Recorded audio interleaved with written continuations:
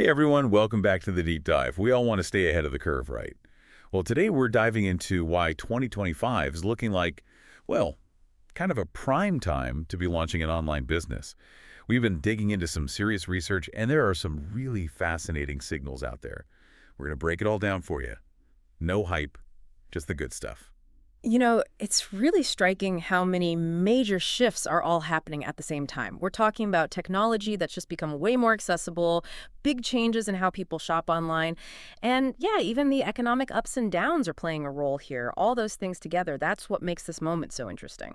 Okay, so let's start with the tech side of things. It Yeah. seems like the tools that are available now, especially for like solo entrepreneurs who are just starting out, they're just on a whole other level now. Is that right? Yeah, absolutely. The AI and automation stuff that's out there now, it's basically letting one person do what used to take, like a whole team. Think about it. You can literally use ChatGPT to write marketing copy that sounds like a pro wrote it, or even like generate some basic code. And those were things that just a couple of years ago would cost you a ton of money and time. It's wild. It's like you're getting a whole staff in a software package. Yeah. And on top of that, you've got these low-code and no-code platforms popping up everywhere. Yeah. How are those changing the game? It's really kind of amazing. You can jump onto a platform like Webflow or Shopify, and even if you don't know anything about coding, you can build out a really slick e-commerce site or even a pretty complex web app. That's huge because it means that people with great ideas, even if they aren't tech wizards, can actually build something real. It's removing those barriers, right? Yeah. And then you've got all the stuff that goes along with actually running the business, like taking payments and shipping out products. That's gotten way easier too, hasn't it? Totally. Services like Amazon FBA, they handle all the warehousing and the shipping logistics for you. And then you've got platforms like Stripe and PayPal that make it super easy to accept payments from pretty much anywhere in the world. It's all designed to take the hassle out of the back end stuff so you can concentrate on building your actual business. So the tech side is definitely looking good. But what about the people who are actually buying things? Are they more open to shopping online these days? I mean, there's no question about it. After the whole pandemic thing, buying stuff online is just like the default now. It's across all the age groups, not just younger people. And what's really interesting is the rise of the subscription model.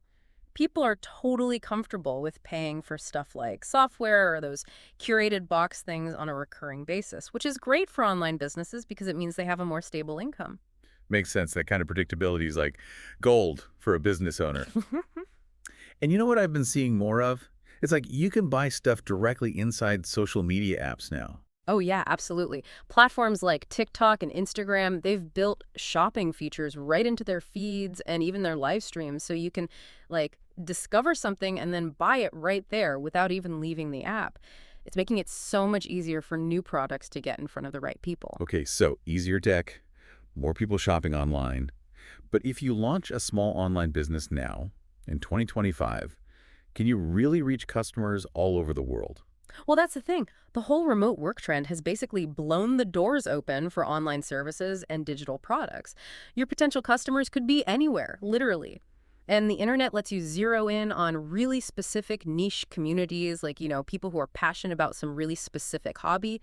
Those are the kinds of groups that can become your most engaged and loyal customers. Finding your tribe online, that's a powerful thing. And you mentioned something earlier about how startup costs are actually pretty low these days. Yeah. Could you give us an idea of what we're talking about here? Sure. I mean, you can snag a domain name and some basic hosting for less than $100 a year, easy.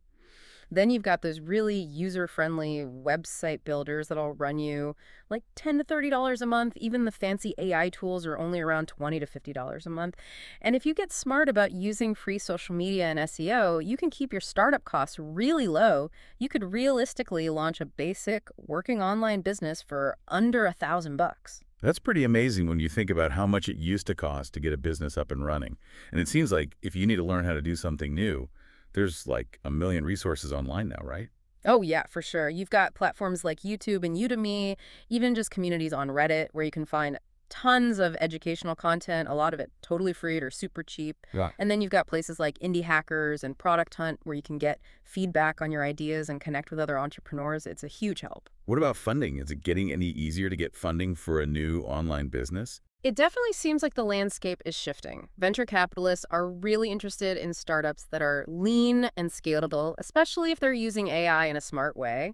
And we're seeing more and more micro investments happening. where people are putting small amounts of money into individual creators and smaller online brands. And of course, there's always crowdfunding platforms if you need to raise some capital. So it's a pretty exciting time to be thinking about starting an online business. You mentioned earlier that even with all the economic uncertainty right now, Yeah. there may be some opportunities out there. How so? Well, think about it. When the economy is a little shaky, people start looking for ways to make some extra money, or they're trying to find cheaper ways to do things like learn new skills or find entertainment. That's where online businesses come in. If you can offer a solution that helps people save money, learn something new, or just make their lives a little easier, you're in a good spot. So it's like all these pieces are coming together, right? The tech is getting easier, more people are buying online, it's cheaper to start, there's tons of help available, funding is getting more accessible, and even the economy might be working in your favor. That's a pretty compelling case for why 2025 is a good time to launch an online business. Exactly. All these trends, they're feeding off of each other. It's not just one thing, it's this unique moment. So for everyone listening, here's something to think about. With everything we've talked about today, what's that idea that you've been kicking around in your head? What's that thing that you always wanted to try? Maybe 2025 is the year to actually make it happen. That's something worth exploring. Thanks for joining us on The Deep Dive.